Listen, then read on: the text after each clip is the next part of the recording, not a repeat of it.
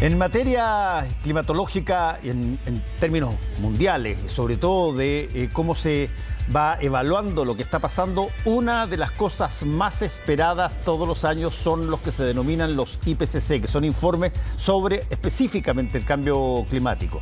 Acaba de salir uno muy recientemente, hace pocas horas, y parece que es tremendamente brutal, y de eso queremos conversar con Raúl Sor. Raúl, ¿cómo estás? Hola, Fernando. Sí.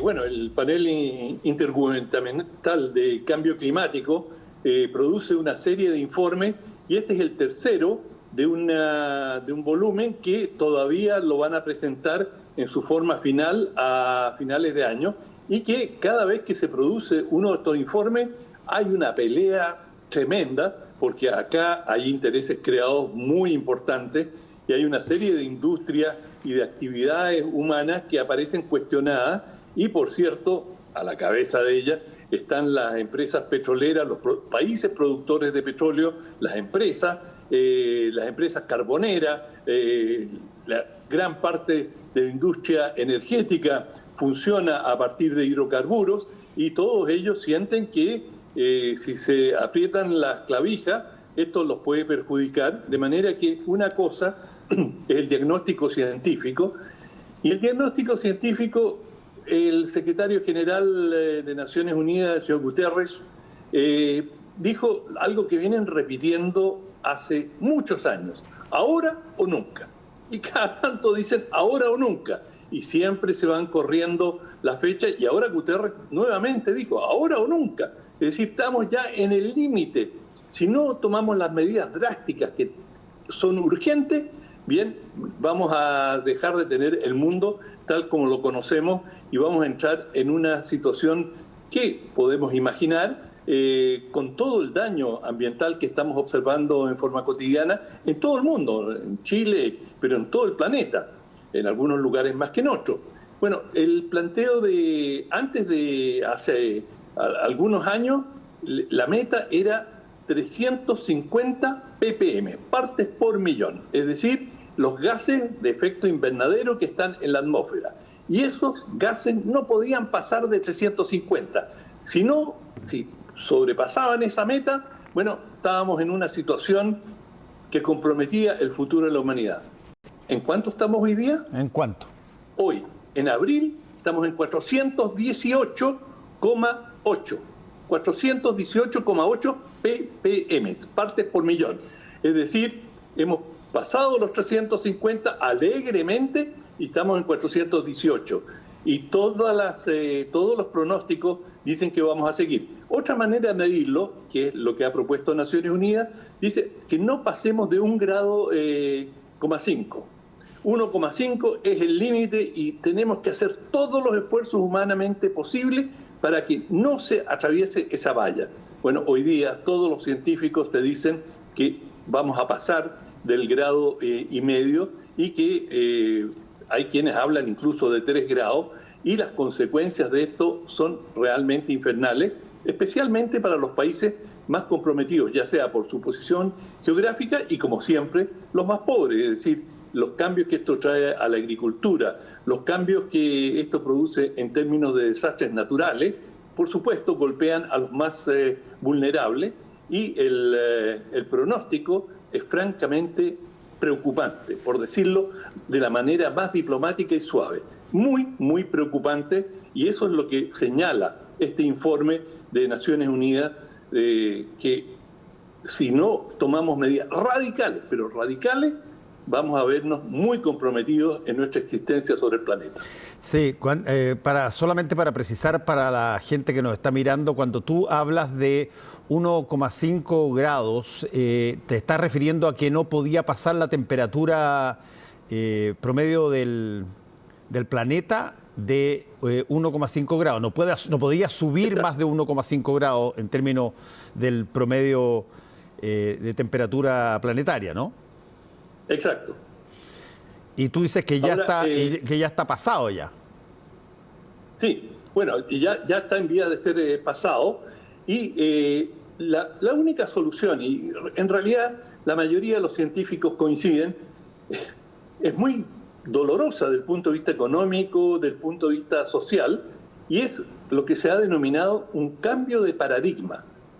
Un cambio de paradigma, para ponerlo en términos menos filosóficos, con un lenguaje más cotidiano, un cambio de modelo económico y social. Es decir, no podemos seguir viviendo como lo hacemos hasta ahora. No podemos seguir importando alimentos desde un rincón del planeta al otro. No podemos seguir deforestando en la forma que se hace hasta hoy y ocupando más y más tierra.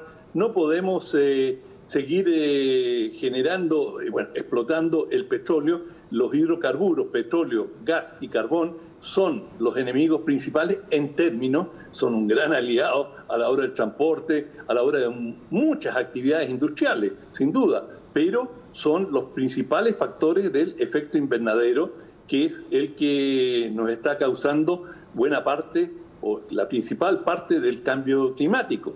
De manera que cuando tú dices vamos a tratar de restringir la producción petrolera, Ecuador levanta la mano y dice, bueno, pero nosotros, esto es un ingreso súper importante para nosotros. Ni hablar de Arabia Saudita, que vive del petróleo, es decir, casi no tiene otras fuentes de ingreso, y una gran cantidad de países exportadores de petróleo no son tan entusiastas. Y esto es lo que es la gran batalla que se da antes de que se publique cada uno de estos informes de Naciones Unidas, en que los afectados dicen, bueno, pero podríamos ver otras soluciones. Y, por ejemplo, siempre reiteran soluciones tecnológicas. Dicen, pero ¿por qué no estudiamos cómo capturar el CO2, el dióxido de carbono, en la atmósfera?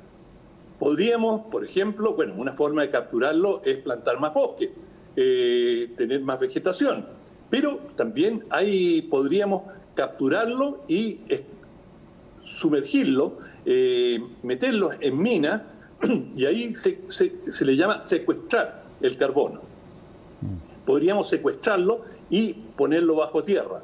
En fin, se han hablado de muchas soluciones técnicas. A mí me tocó en un viaje a Alemania ir a ver una serie de proyectos de secuestro de carbono, como le decían, y la verdad que en aquel entonces, y esto hace algunos años, 6 años atrás, no estaban funcionando y no tenían visos de funcionar.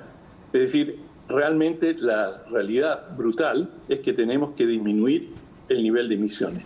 A ver, Raúl, una de las cosas que siempre hemos conversado cuando tocamos este tema del calentamiento global es que una de las cosas más importantes que implica enfrentar el calentamiento global es que ese enfrentamiento no puede ser por un número limitado de países.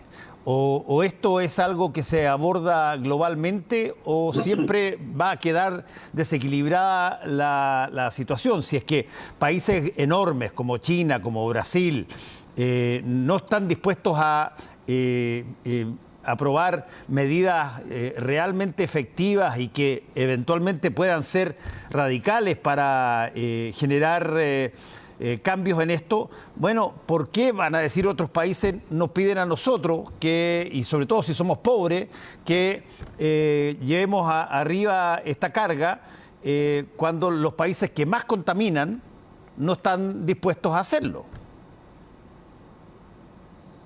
Tienes toda la razón. Y bueno, el país que lleva la delantera o uno de los grandes abogados de que no le carguen las responsabilidades a ellos es India.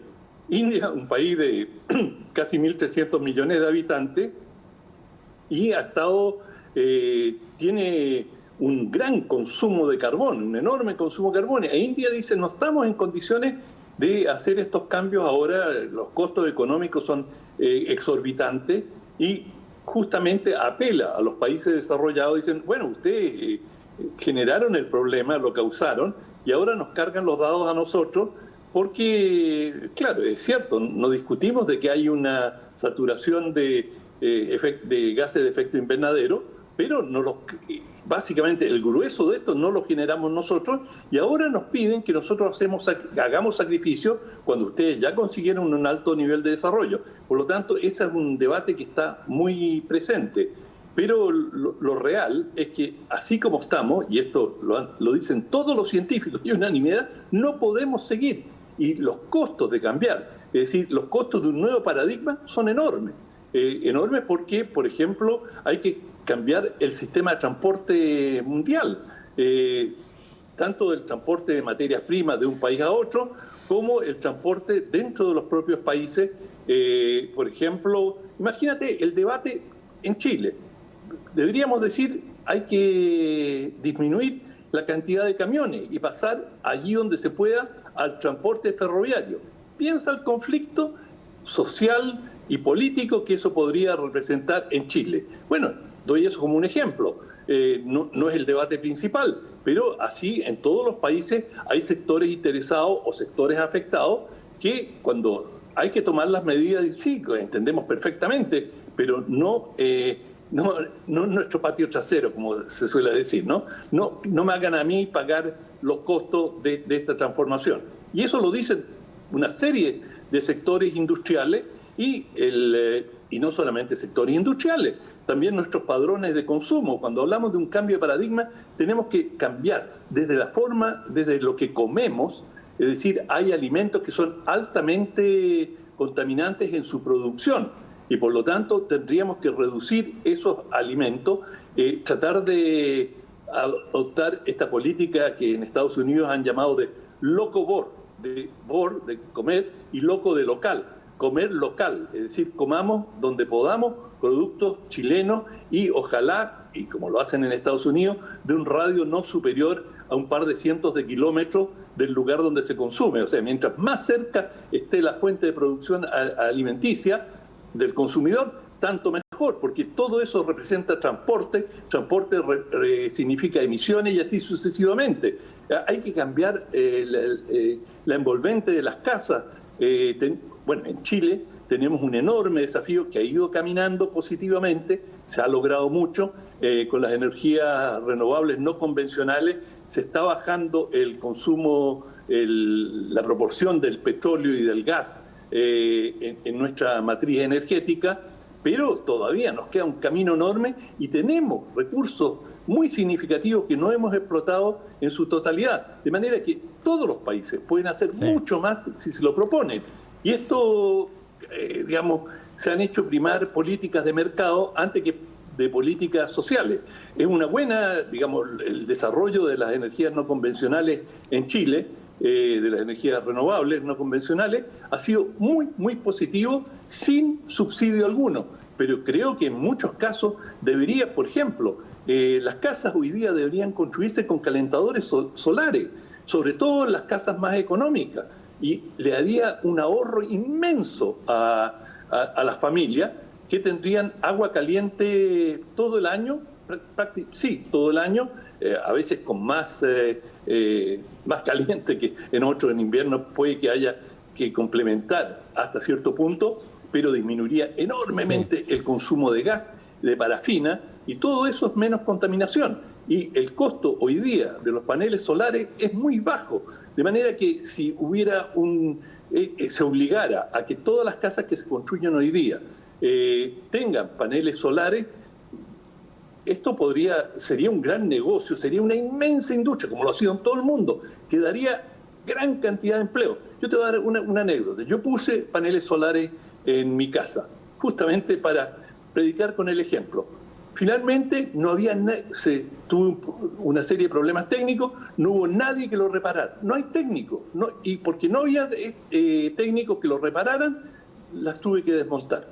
Entonces, esa falta, y eso significa que tenemos que tener universidades técnicas, y que tenemos que tener técnicos que trabajen en esto. En fin, es una cadena enorme de cosas que hay que hacer y que no se están haciendo. Sí. Y que si se hicieran, realmente nos garantizan un futuro mucho más sano y seguro. Hay una sola cosa que creo que a estas alturas no era tan clara hace 10 años. Hoy día es clarísima. Raúl, y lo hemos conversado muchísimo.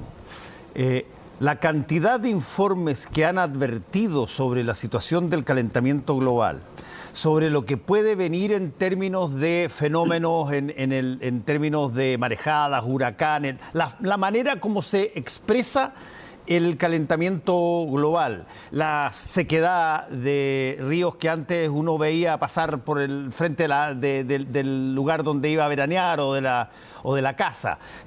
Cuando todo eso empieza a generar un acostumbramiento, lo único que en este caso, y tiene eso de novedoso a mi modo de ver, es que nadie puede decir más adelante, mira, no lo vimos venir, nadie nos avisó, no lo vimos, nadie nos dijo cómo podíamos enfrentar este asunto, porque si es que hay algo que en los últimos 9 o 10 años ha sido casi una situación, una letanía en términos de advertencia mundial, no solamente a través de los IPCC, sino que a través de otras formas, es la advertencia de que esta situación tiene estragos prontos a todo el sistema planetario, particularmente nuestro, y que además